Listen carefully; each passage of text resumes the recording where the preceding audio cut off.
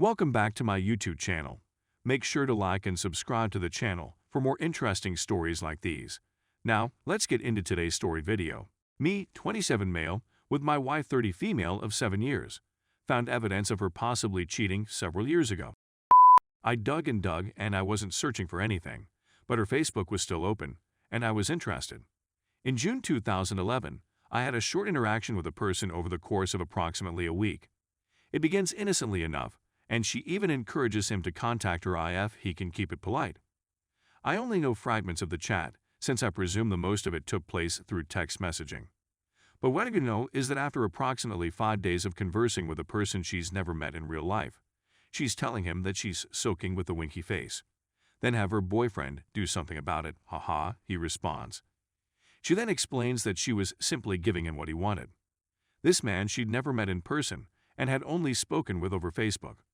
We had gone through an extremely dark phase 2 years previously. Ms. had twins in mid-2009, which led her to have a terrible depression, and we had a lot of ups and downs for a long time. I assumed she was sad, upset with me, or that I wasn't paying enough attention to her at the moment. When I checked our Facebook messages at the same time, it was a pretty fun exchange. We share a house, and still do, at the time, and I could tell she was out of town for the weekend visiting relatives. But our communication includes calling each other pet names, her telling me that she loves me, and a lot of back and forth lols. We seem to be having a fantastic time. She messaged me and said, "You scream, I scream. We all scream for ice cream." I compared the two time periods, and she's having this chat with me, this wonderful personal and loving talk with me, while telling another man that she's soaking. It totally breaks my heart. It's 4:30 a.m., and I've been up all night, going through all of this, and it's evident that she, not him, was pushing the filthy talk. I also discovered another communication from January 2012 with a man she had up with before we were together, in which she tells him that he makes her want to do wicked things since she used to enjoy him so much. Then she had to go to the shower in humiliation since she regrets saying it. I could see she was hesitant to say it because of the buildup, so I'm not sure why she did. We had a great 3-year-old daughter, acquired a dog, and purchased a home in the 4 years since. I'm at a loss on what to do. On Friday, I have an appointment with a counselor with whom I will discuss this.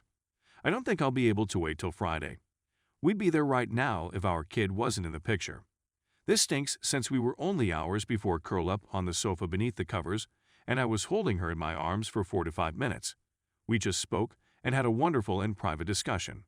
I don't even know who sent those texts to those other males. I don't have proof that she cheated since both of the other men were in relationships at the time and ended it quickly. But that makes me question how many other times someone else went along with it that I'm not aware of. I can't even think clearly. Yesterday began in a worst manner. I only got 3 hours of sleep, if that, and couldn't eat anything all day.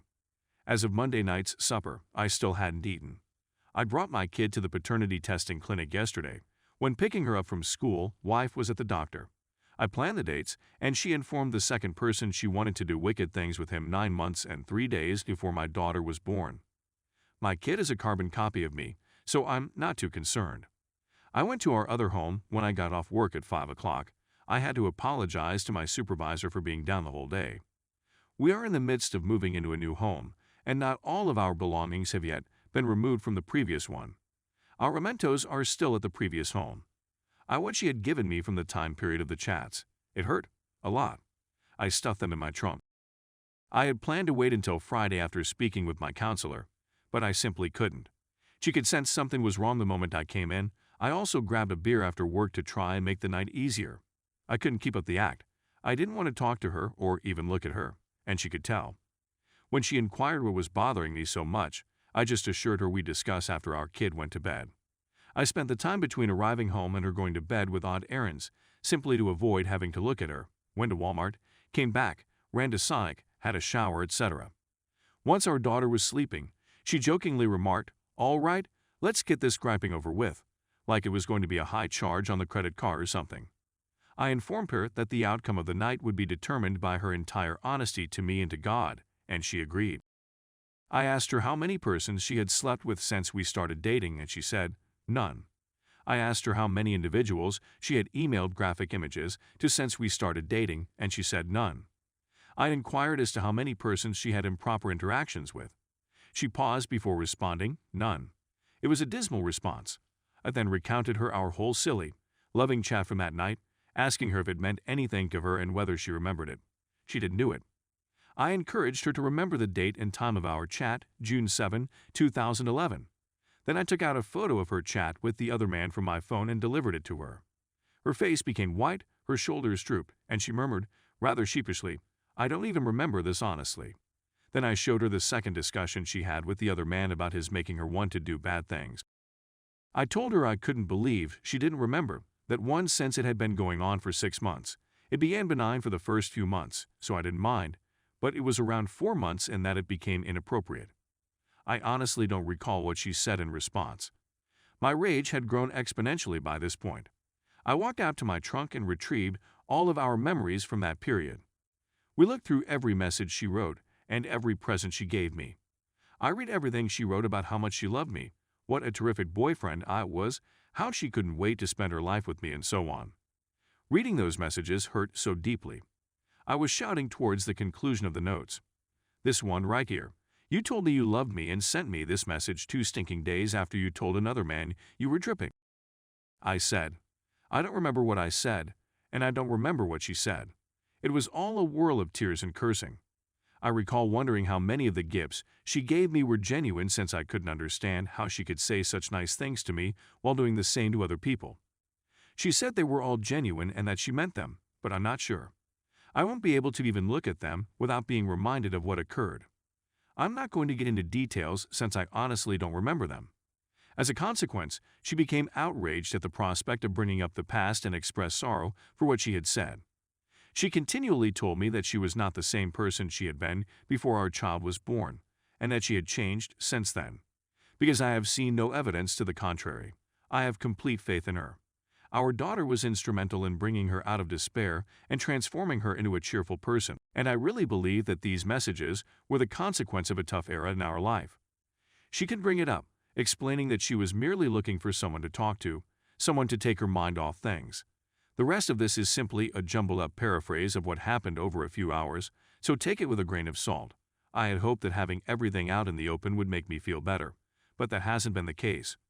Her yelling, tears, and whatever consolation she had didn't assist her any more than anything else. It's still hurting as badly as it was before, and I'm having trouble sleeping. Honestly, I don't think I've ever had a cut this deep in my life before. She indicated that she would go if that was what I want. I'm not sure what I want at this point. I want our happiness back, and I want her to apologize for sending those messages in the first place. Having a half-hearted desire to kick her out, the other half wants her to stay just so that I may see my child on a daily basis. I think I'll make an effort to resolve the situation with my counselor on Friday. I wish this hadn't happened, and I wish she'd said something to me instead of the other guys instead of them. I'm not sure where to go from here. The love is gone, the trust is gone, and the first 2-3 years of our relationship are now tainted because I'll never know what she said to other people that I wasn't privy to. I'm not sure where to go from here.